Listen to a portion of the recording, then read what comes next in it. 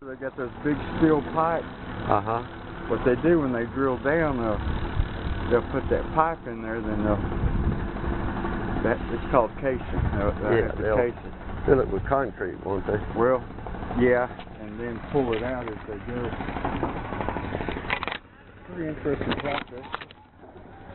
So they'll have to put that down in the water, I guess. Yeah.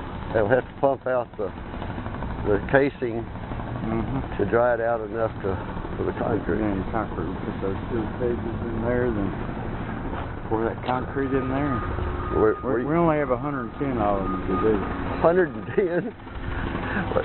You didn't live here, I guess, when they put in up the street there, at the end of this street on the right, the courthouse there, big courthouse building. I've seen it. Yeah. And in the back of it, they put up they had a deck out there, a parking deck lot, and they came back and just a few years ago and put in a big deck.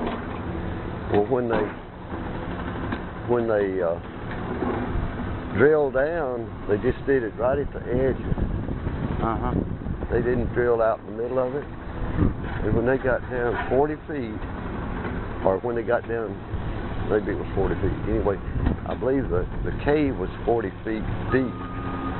But they didn't know that because it wasn't around the edges.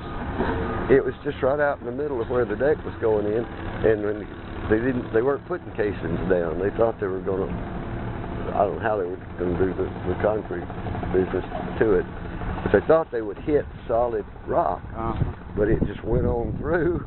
Holy cow. I think it was 40 feet deeper when it hit that hollow place. And they called it, they didn't want to call it a cave.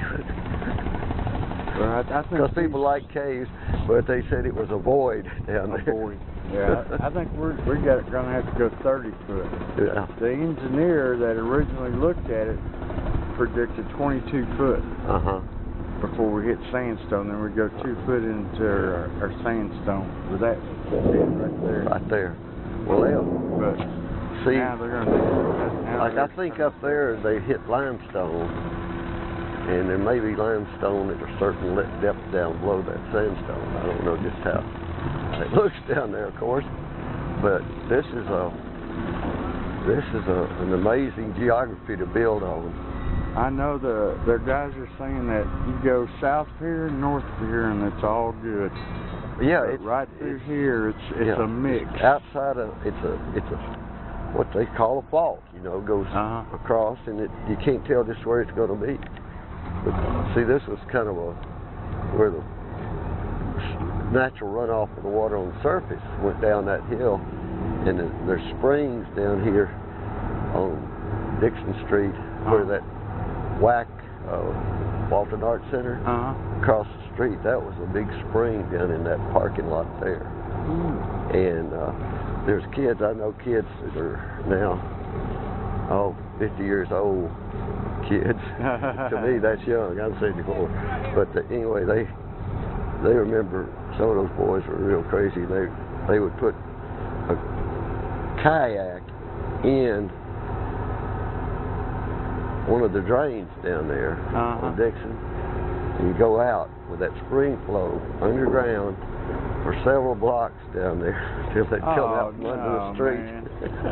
Yeah, I can see that, because there's a steady flow of water coming out of it. Yeah. What's your name? I'm Aubrey Shepherd. Aubrey Shepherd, Dale King. Dale King. Aubrey. You're not the old fishing Dale King. No. I grew up in southeastern Oklahoma, not far from here. Okay.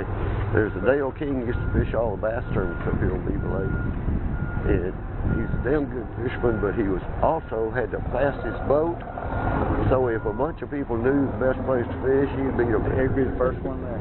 I'm glad to meet you. Aubrey, You too.